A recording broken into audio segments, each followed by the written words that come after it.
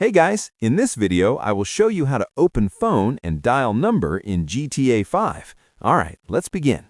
To open your phone in GTA 5, press the up arrow key on your keyboard or press up on the D-pad if you are using a controller. This will bring up the in-game phone on your screen. Once the phone is open, you will see multiple icons and menus. To dial a phone number, select the Contacts icon. After opening Contacts, press the spacebar on keyboard, the X button on Xbox, or the square button on PlayStation to open the dial pad.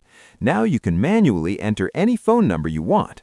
After typing the number, press the same Confirm button again to place the call. The game will then dial the number and trigger the related event or service.